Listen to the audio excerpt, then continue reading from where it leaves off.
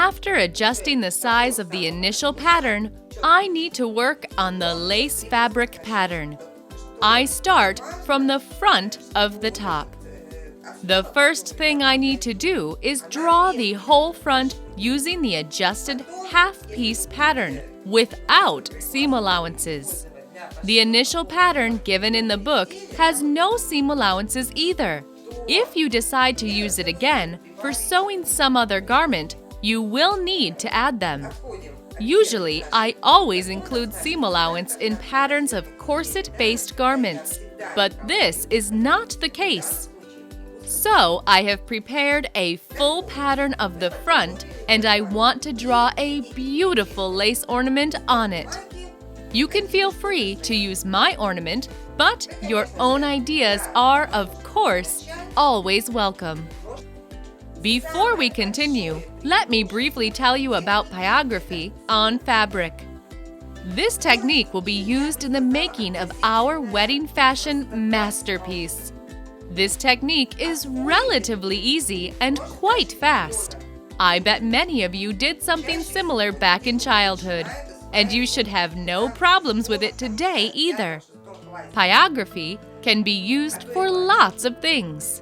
It is hardly possible to name all situations when it comes in handy in wedding fashion, for example.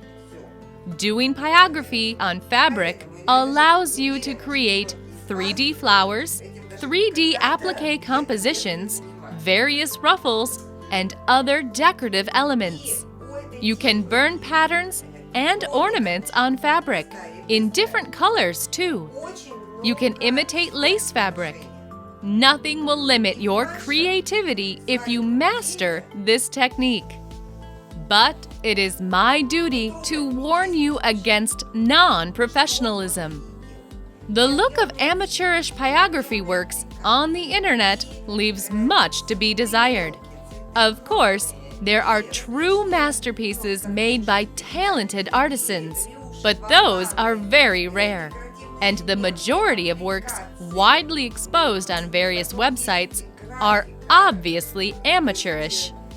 Take a closer look and you will notice uneven lines, lack of symmetry, and other nuances that make it look messy. It is, of course, tedious work, but it is not done professionally. Such examples of pyrography on fabric are mainly represented by DIY interior objects, which are very popular today. They are basic things like table napkins, tablecloths, cookie baskets, or, at the very most, separate motifs on kitchen curtains or decorative curtain borders. And you can notice impatience, non-professionalism, and plain untidiness even behind these simplest things. Doing pyrography on fabric does not take long at all.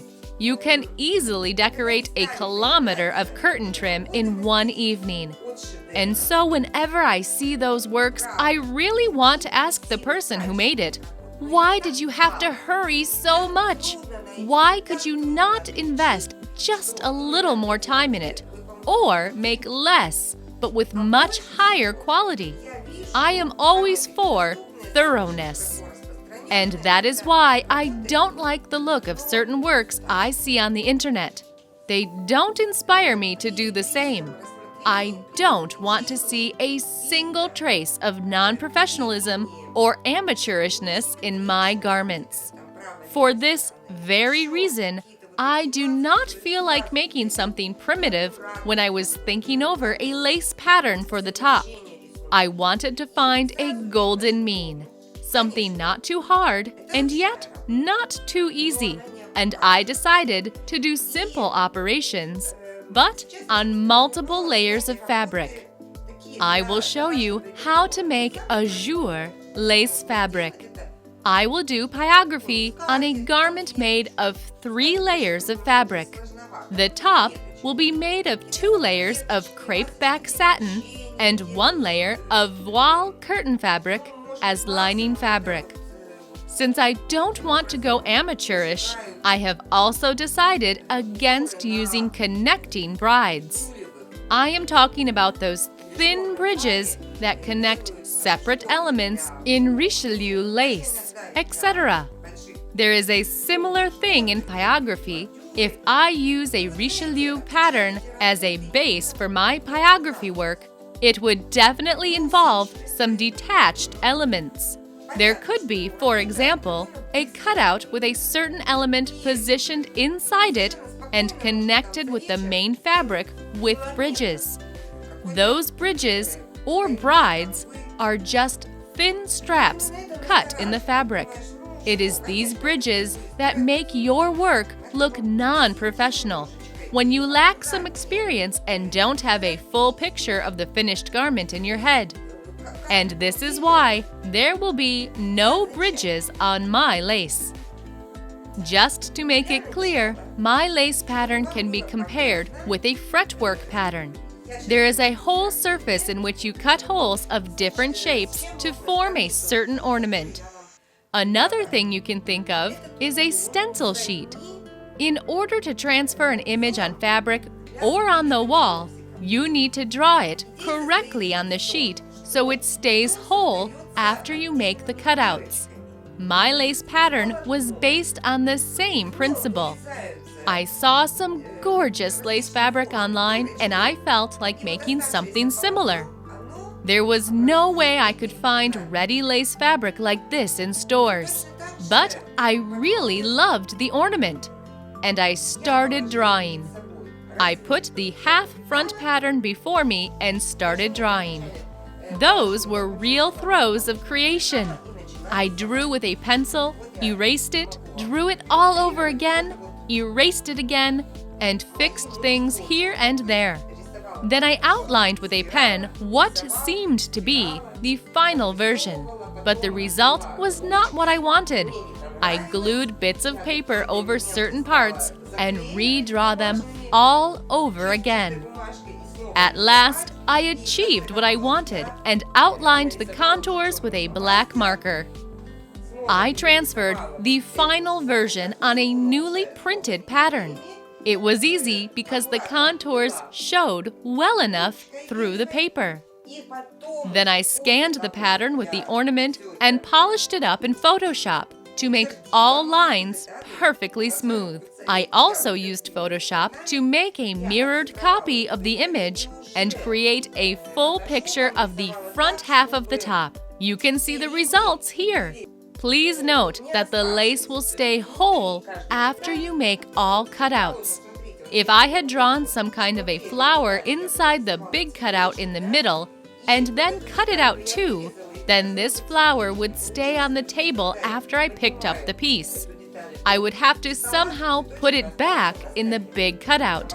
And of course, I would need to use brides in that case. But I decided to do without brides because you are not experienced in pyrography yet, and you don't know the properties of fabrics you are going to use. If you want to make your own lace pattern or adjust mine in some way, I highly recommend you should start from stencil or fretwork patterns. Although there may not be too many of them online, you can always take a pencil and customize them to your liking. Any Richelieu embroidery pattern can be turned into a stencil pattern. Simply shade all supposed cutouts and you will see what elements are fully surrounded by the shaded areas.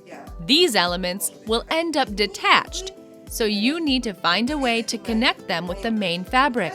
Last but not least, how to adjust the size of the ornament after adjusting the initial pattern. If you need to make the ornament smaller, put it over your new adjusted piece and see what part of it does not fit in. It is not a big deal if some or other element does not fit in at the edges, but other areas will most likely require minor adjustments.